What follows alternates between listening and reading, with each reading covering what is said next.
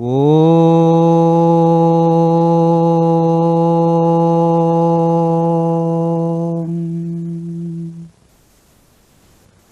Sahana Vavatu Sahanau Bhunaktu Saha Viryam Karavavahai Tejasvinavaditamastu Ma Vidvishavahai.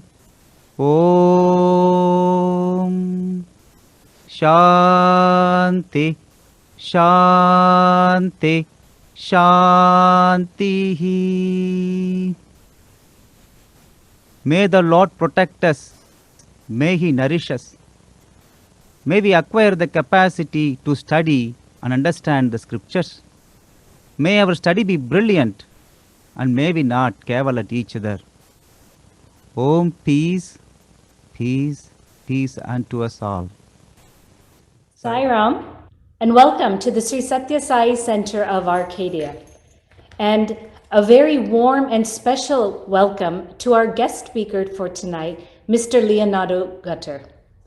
It gives me great pleasure to welcome our very special guest speaker for tonight, Mr. Leonardo Gutter.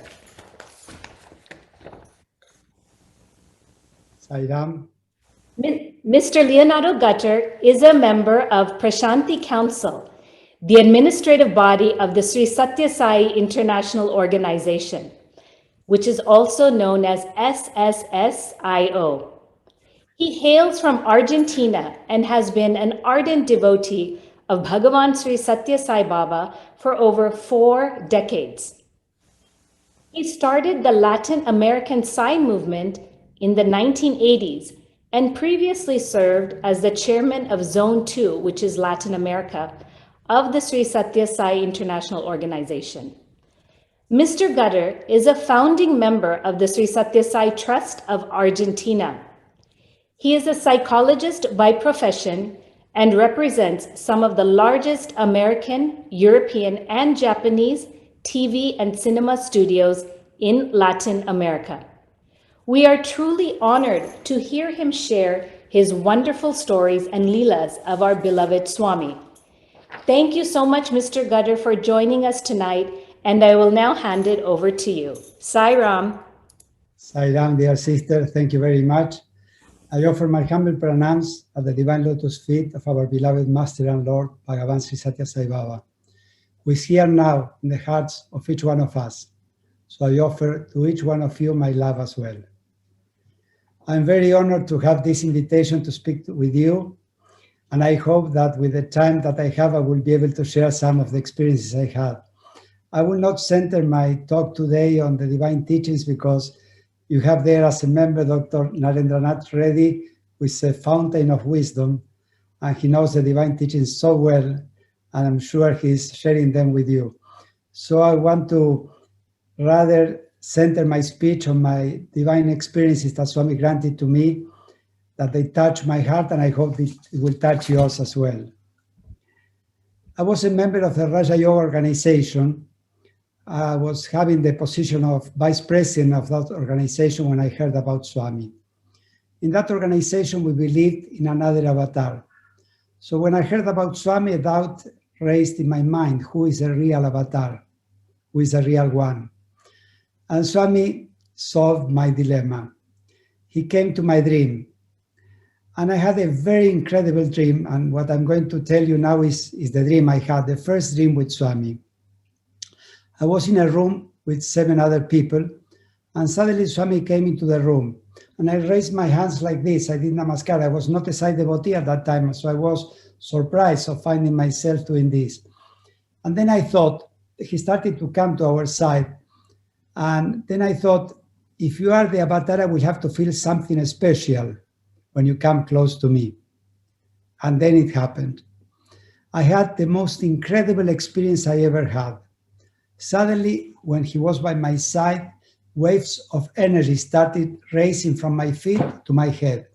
But as this energy was climbing through my body, each cell of my body was exploding. And it was like when you have water and it's boiling and the bubbles explode. This happened to each cell of my body, but when the cell exploded, I felt bliss. I felt bliss in my knee, all over my leg, in each cell, bliss, bliss, bliss. And was one wave, and then another wave. And when the third wave came, it hit my knee, and I lost my equilibrium and fell to the floor. And when I fell to the floor, my body was completely dead. I was fully conscious, fully aware within a dead body. I couldn't move even my eyelids. I was aware that my body was dead, but I was completely conscious.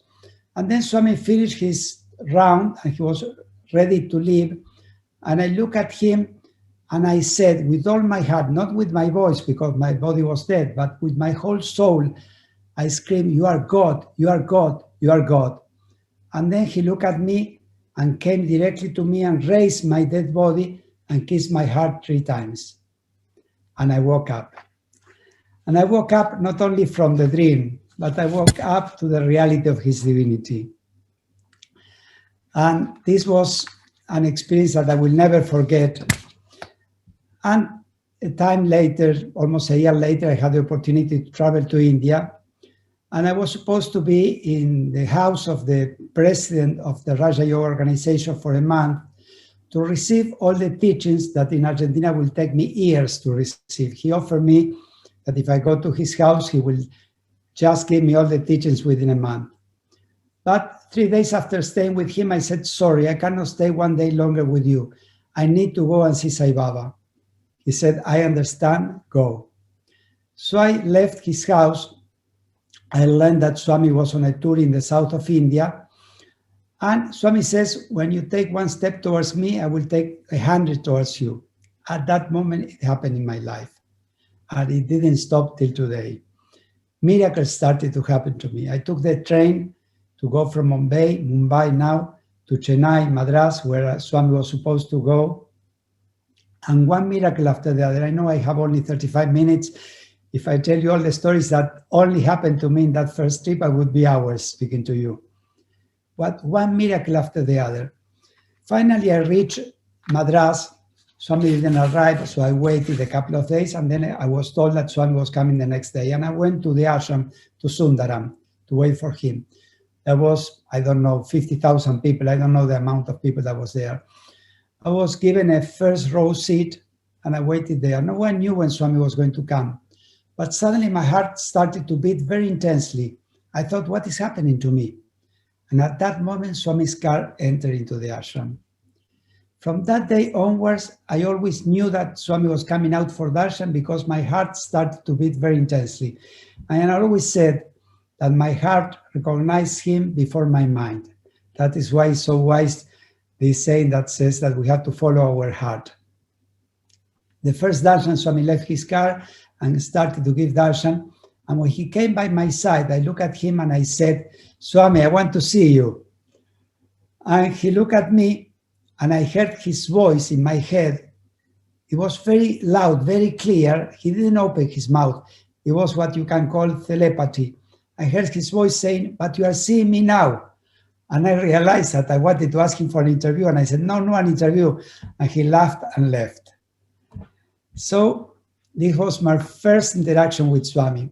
Some days later, there was a cultural program in Abbotsbury, and I went there, and I had the opportunity to be seated like 10 meters from where was Swami's chair. He was seated there to watch the cultural program. And while they were preparing everything, I saw him seated there, and I said I will go and introduce myself to him. So I stood up and went to him. No one stopped me. And when I approached him and I said, "Swami," he said, "Yes." And I gave him my visiting card. And he took it, and then he slapped my hand, and he said, "You are very lucky." And yes, brothers and sisters, I am very lucky. And so are you all. We are all so lucky. We are very lucky. The only thing is that we don't realize how lucky we are. So we must be aware of this fortune that we have gained through so many lives of hard work. We have struggled so much to reach this moment, to awaken from the slumber of ages, when we have this incredible fortune of being alive at the time when an avatar came.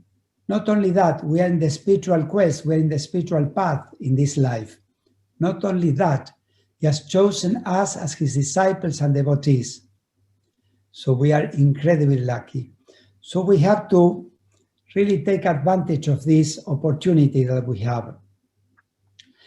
I want to continue with the story of my first trip.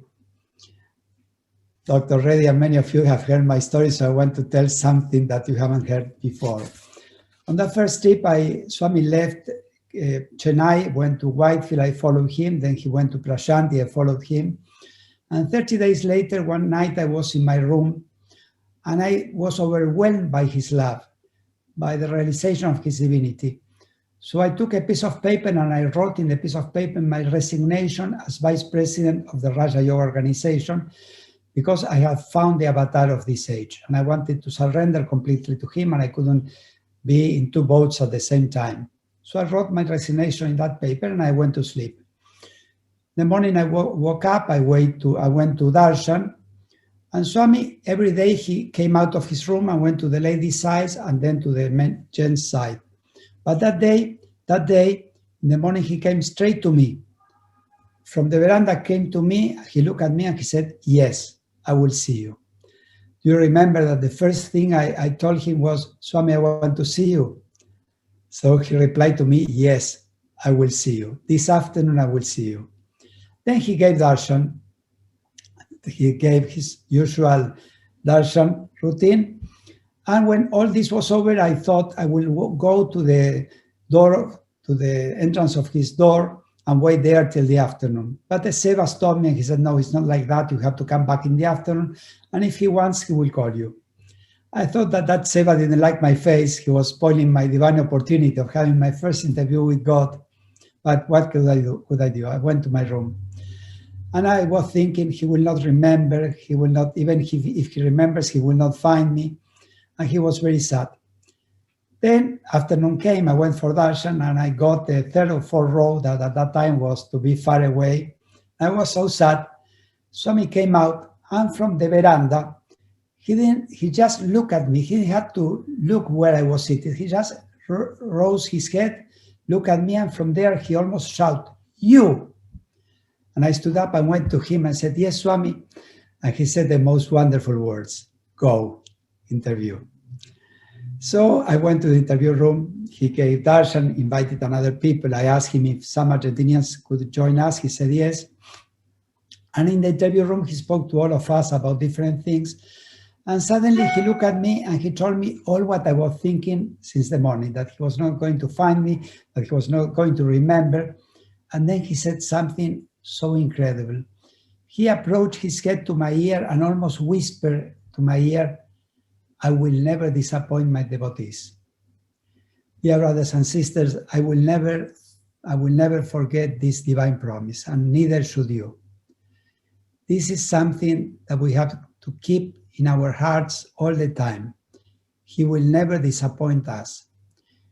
It is us who have to be careful not to disappoint him. He will hold our hands forever till we wake up. He will guide us. He was with us. He is with us. He will be with us, guiding us, teaching us, protecting us, and loving us till we wake up and realize that we are one with him. But we have to live in such a way that we don't disappoint him. And I want to stop for a moment sharing my experiences to tell you just a few practical spiritual advices that Swami gave, how to hold firm his hand. First, the most important spiritual practice is to put into practice, to implement his divine teachings into our lives immediately, without procrastination. Procrastination is a sin in the spiritual path. Whenever we hear or we read a spiritual message, we have to implement this in our lives. This is the first advice. The second advice, very, very important. Never be angry. A Sai devotee should take everything that happens to us with equanimity, with equal mindedness. we need to realize that what happens to us is the best that Swami gave us for our good. Doesn't matter the excuse that the world gives us, we should never react with anger. The third spiritual practice, smile. Always smile. Smile because God is. Smile because God is with us all the time. He's omnipresent. As I said before, He will protect us, guide us, be with us. So smile. Be full of enthusiasm. Irradiate that enthusiasm. Be a beacon of light to the world. Don't be a beacon of sadness. The fourth important discipline, never again criticize another human being. Not in thought, not in feelings, not in words. Swami said that we have to look for our own faults and consider them very big, no matter how small they are. And we have to consider the faults of others, doesn't matter how big they are, as very small. So if we put this into practice, we will never criticize another human being. Swami said that he has given us 2 legs to walk. The 2 legs in the spiritual path is the first leg. We have to work very intensely for our spiritual awakening. I'm sorry to tell you, forgive me, we have not been born to watch Netflix. We have been born not to be reborn again. And to achieve that, we have to work very intensely. We have to increase our sadhana. We have to increase our spiritual discipline. The second leg to achieve our goal is that we have to help as many people as possible in their own spiritual awakening. So we have not only think about our own awakening, but also how we can help the others. And the best way to help others is by our own example, by how we are, how we speak, how loving we are, how we react, how we smile. So we must be as exemplars of the divine teachings. Then, another important spiritual discipline, we have to have faith and confidence inside. Faith that God exists, and confidence that He's here for us. So we have this faith and confidence, we'll feel His divine presence every day more and more in our lives. If we feel that there is a divine plan that encompasses our lives, and we'll feel the constant integrated awareness of His presence, till one day we'll feel this constant integrated awareness and we'll wake up. I will continue with my experiences. I don't want to bore you, and I know that I have very little time. I will continue with my first trip to India. When I left the ashram, it was March. I arrived there in January 82, and I left March 82. And I didn't want to leave, but I had to go back to Argentina. My heart wanted to stay with Swami, but I had to leave. So when I was leaving, I said to Swami in my heart, I told him, Swami, please bring me back in September. At that time, I was working as a psychologist, just starting my new company. I was earning $100 per month. It was impossible for me from March to April to raise enough money to buy another ticket. So it was completely impossible. But anyway, I asked him, please, Swami, bring me back in September. And I went back to Argentina. And Swami, through a very important miracle that if you allow me and another time, I will share it with you. If you invite me again, I will tell you how I started this new company. But anyway, in the month of June, I received a proposal from a producer he wanted to place a live show for children in Ecuador. So part of the deal was that I had to give him the costumes, the original costumes of the characters I represent, the Marvel characters, Spider-Man, Incredible Hulk, all these characters. And as I was giving them these very costly characters, part of the arrangement, I told him, I have to go with you because I have to bring myself the characters. If you don't bring them back, I will lose a lot of money. So he agreed, and he gave me a ticket to go with them for 1 month to Ecuador. And I was for almost 1 month traveling all over Ecuador with this group that was presenting this live show of the superheroes in different cities of Ecuador. And on the day 29, the tour ended. The next day was my ticket to come back to Argentina, and also my ticket expired. But suddenly in my heart, I felt I need to share the existence of Swami here. No one knows about Swami in Ecuador. And I felt that, but the next day was my return to Argentina. So I went to the airline office and I went there and said, please, let me return on the next trip, a flight that is 3 or 4 days later.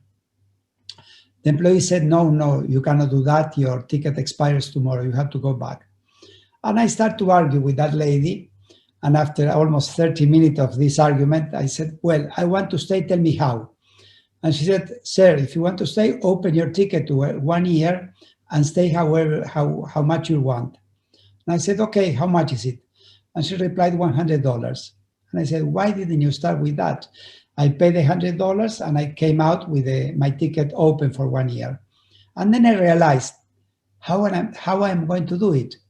I cannot go to a park and stand on a bench and start speaking about Swami. They will believe that I'm crazy. And I realized how difficult it was. I didn't know anyone there. I was in the city of Guayaquil. But suddenly I remembered that the brother from the Raja Yoga organization moved to Ecuador. And I was able to get his phone number. He was living in Quito, the capital of Ecuador, and I called him. And I explained him all that. This was Monday. My flight was on Tuesday, but on Monday I had this urge to speak about Swami. And he told me, come to Quito, at least we'll be 2 trying. So I took a plane and went to Quito. On Friday, I was giving a talk in a Hatha Yoga organization run by a Catholic priest. The hall was crowded with people, and I spoke about Swami, about the experiences I had with him. And when I finished my talk, the priest came to me. The Catholic priest said, listen, I am so interested with all that you said. I publish a monthly magazine. If you want to write an article about Sai Baba, I will put it in the magazine. And if you have a photograph, I will put it in the cover. I wanted to share about Swami in Ecuador. Not only I spoke to a hall crowded with people, but then Swami's life was going to be in this magazine that was going to be distributed freely all over Ecuador. Of course, I said yes. The next day, Saturday, my friend invited me to a concert. I went there. And when we left, he found a person that also attended the concert for whom he was preparing some music for an advertisement. My friend was a musician. And they started to speak. And in Quito, in the night, during the day, it's springtime. It's beautiful weather. But in the night, it becomes very cold. And I started to shiver. I had no coat for that weather. And when that person realized that I was shivering, he told my friend, listen, let's stop talking now. I invite you to have lunch tomorrow in my house. I will continue this conversation tomorrow. And he left. And I said, I will not go to a business meeting. And he said, no, you have to come. First, you have nothing to do. And second, will be very impolite if you don't come. So, of course, I went there. And you can imagine what was my topic during the lunch. I spoke about Swami. For 10 minutes, I spoke about Swami without stop. And when I stopped, that gentleman, who was a very mundane person, he was not in the spiritual path at all, he was really mundane. He said, sir, do you mind to go to India with me? I said, no, not at all. And he said, okay, tomorrow, Monday, let's meet in the travel agency. I will buy 2 tickets and we'll go to India. I said, okay. And he gave me the address. I thought it was a joke. My trip to India was next Tuesday.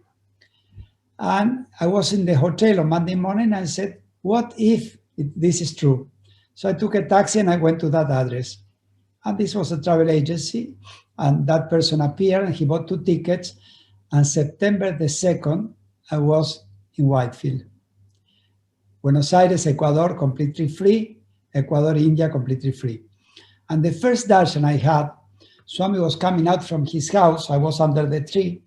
And I heard his voice again for the second and last time in my head. And he was saying, you wanted to be here in September? Here you are. And why did that person bought 2 tickets to go to India? I learned that in the flight to India. That person had a cancer in his palate.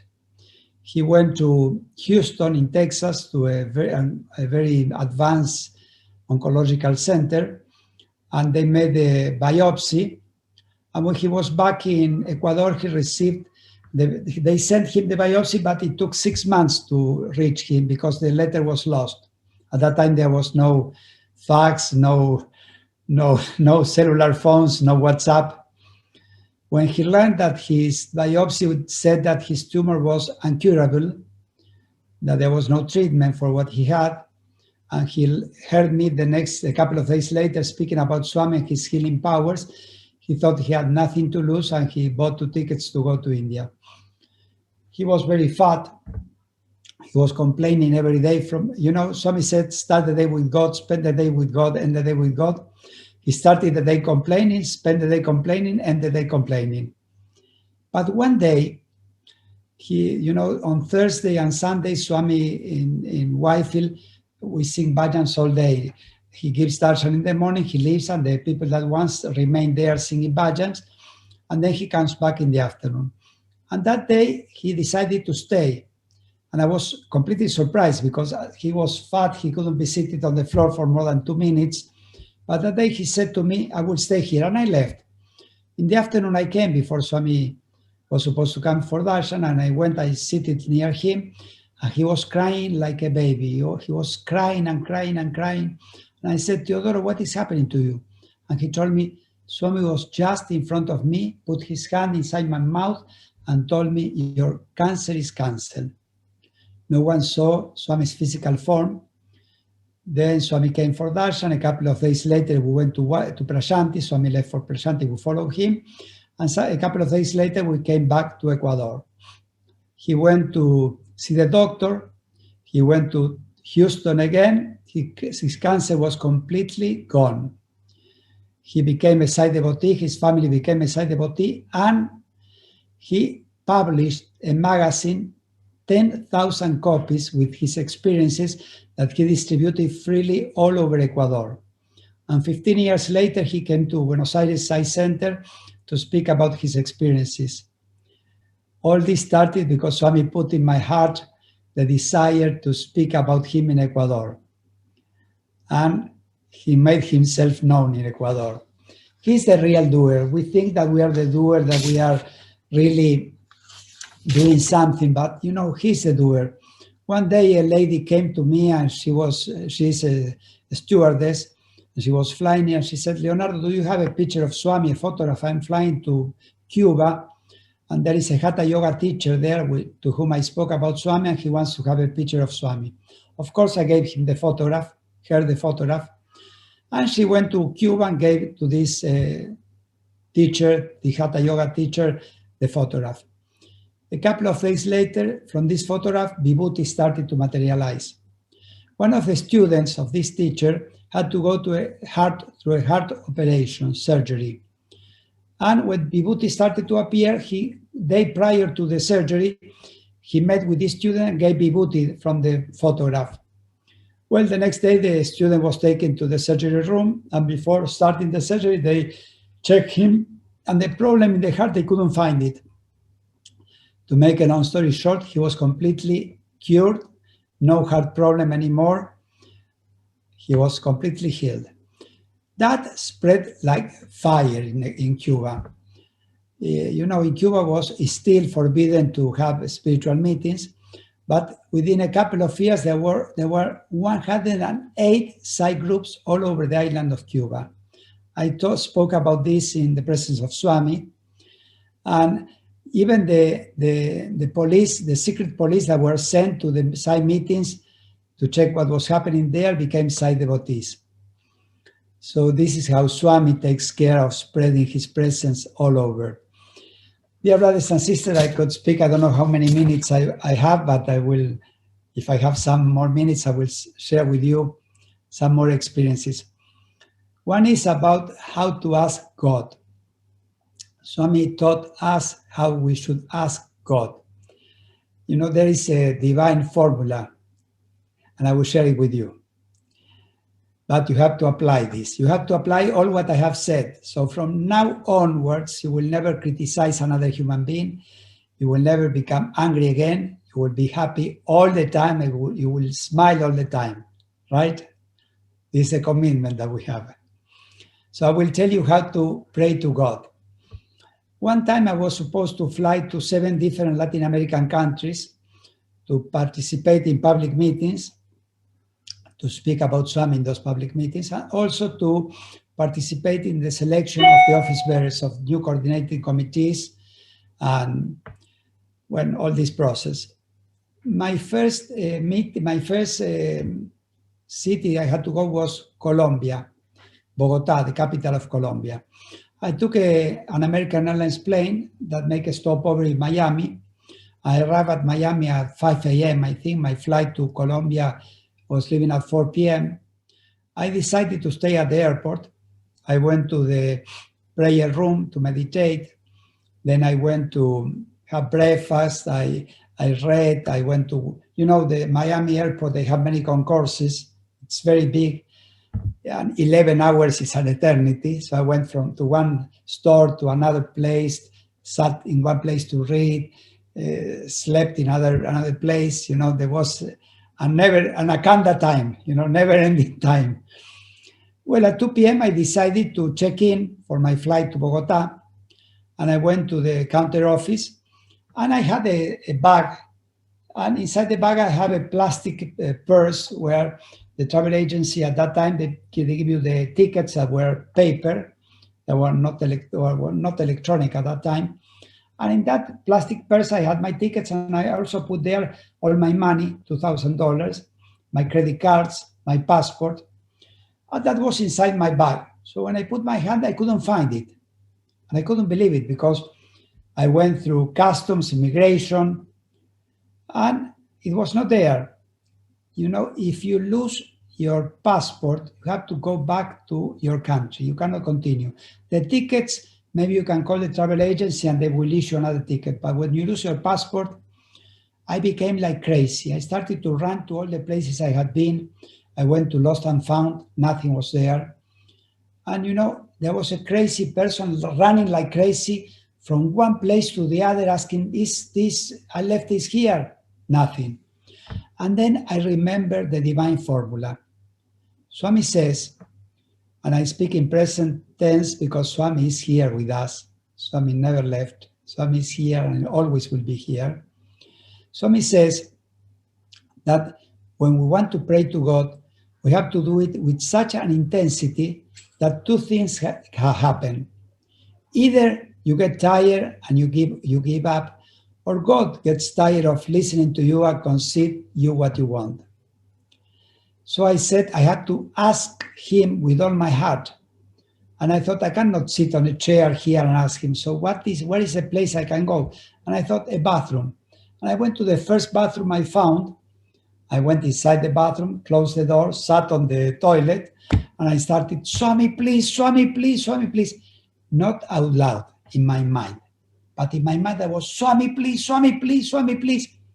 I was 45 minutes like that. Till I couldn't ask once more. I always say, if you have a gun and you said, do it again or I will shoot, I would say, shoot. I had no more energy. I just gave up. And I said, your will be done. And I thought I will go out, ask someone for a quarter to call to the embassy so they can give me a temporary passport and send me back to Argentina. When I came out of the bathroom, I closed the outer door. I raised my head, and a lady was like 6 feet standing in front of me, looking straight into my eyes. She raised her arm, and this plastic purse was in her hand. And she said, sir, is this yours? And I said, yes. And I went to her, took the plastic purse, and with my monkey crazy mind, I looked if everything was inside. Of course, everything was there. It took me 3 seconds to do this. And when I raised my head, the lady had vanished in the thin air. Even if she was Usain Bolt, she couldn't run so fast because it was 3 seconds. She was not there anymore. I looked everywhere and she was not there. Swami took that form to give me back my passport, my tickets, my money, everything. Let me tell you how all the story ended. How Swami place with us. That day at 7 p.m. Colombian time, there was the public meeting. I had enough time to take the plane, reach Colombia, go to the hotel, go to the auditorium. The public meeting was held in the University of Colombia. 2,000 people attended the public meeting. I was one of the main speakers. And I went to the plane, and suddenly there was a delay. 40 minutes, 45 minutes, I said, I will not reach on time. Then after 45 minutes, the plane left. I reached Bogota. And in Bogota, the system is you press a button. If it is green, you go without going through customs. If it is red, you have to go through customs. I said, please, Swami, make it green. I pushed the button, red. Well, I said, no more chances to reach on time the public meeting. So I had to make the queue, go through this queue and through customs. And when I left, there was a Sai devotee waiting for me, and he took me directly to the University of Colombia because the meeting had already started. And he told me, go directly to the stage. So I went to the stage, and there was a chair for me. And as I sat down, the master of ceremony said, and now will speak Leonardo Gutter. Not because they were waiting for me, it was just my turn. It was as it was planned. No, I didn't arrive a second later that I was supposed to arrive. So Swami is a master of time. And everything, we worry, I was worried I will not reach on time. I was, please Swami, the green light. We don't have to worry. Why fear when he's here? This is part of having confidence in him. We have to really believe that he's taking care of everything. I want to share with you two more if I have time. And my brother Krishna will let me know when it's time for me to 3 minutes. Where I will try that to perform a miracle, to share two experiences in 3 minutes. So I will run. My nose. One time I had a ticket to go to India.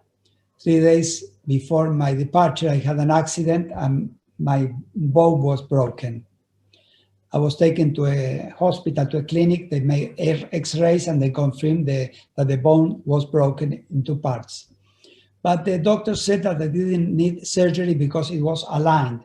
They didn't need it to put it back on line. It was in the same. I hope my English is understandable. And they told me, they gave me painkillers, and also they gave me some cotton to put inside my nose in the night, so when I sleep, I didn't make a movement that will take the bone out of place. And I thought, what I'm going to do with my trip to India? And I said, it's better, some light came into my mind. It's better to suffer there than here. So I went on with the trip. But my karma was not over. On the plane, with the air conditioner on the plane, I got a cold. And I started to sneeze, and I had to blow my nose. You cannot imagine, I couldn't touch my nose. I couldn't move my head like this. If I had to move my head, I would do it in slow motion. The pain was unbearable. Imagine to blow your nose. When I had to blow my nose, I was crying, and I was saying who I was in my last life, what karma I have to pay. Like that, I arrived to India. First darshan. I didn't have any signs. Sometimes the eye becomes dark below the eye, but this time I had no sign that I had a problem. I went to darshan. First darshan, Swami came by my side, looked at me and said, go. First darshan, interview. I went to the interview room. I sat. I always try to sit as close as Swami as possible. So Swami came and spoke to us, and suddenly he looked at me with the corner of the eye and smiled. I didn't realize what was happening. He continued speaking to everybody, but while he was talking to the other people, he made this with his hand and he got hold of my nose. Very tight, very, very tight. And he started shaking my head. He was for 15 seconds shaking my head with such a force, I didn't feel anything. First I tried to, when I saw his hand coming, I tried to put my head back, but I didn't have time. Before I couldn't touch my nose, but I didn't feel any pain at all. When he released me, my head was still like balancing like this, for inertia. And when I was able to keep quiet, I realized that my cold was gone and my broken nose was healed. This was the divine touch. And I think, brothers and sisters, I will not have time to share with you the next experience with the watch because it's a little long. So I hope I will have another chance. I have started to write my experiences. I have written 45, but it will take many, many hours. I am very grateful to you for this opportunity to speak to you. And I pray to Swami that each of you will be nearer and dear to Swami each day of your lives. That you will live with a smile on your face and will reflect Swami's love, Swami's presence to whoever you meet. Thank you very much. May Swami bless you all. Jai Sai Ram. Dear Brother Gutter, thank you so much for sharing these amazing experiences and dreams of Swami. You have reminded us that we are truly lucky to have Swami in our lives, and he will never disappoint us. There is nothing he cannot do, from canceling a cancer to finding your passport. And thank you also for reminding us of how to intensify our sadhana and spiritual discipline. And what better time to remind us of this than the holy festival of Easter. Brother, we thank you very much on behalf of the entire Arcadia Center. Thank you so much for sharing this most inspiring talk. Sai Ram.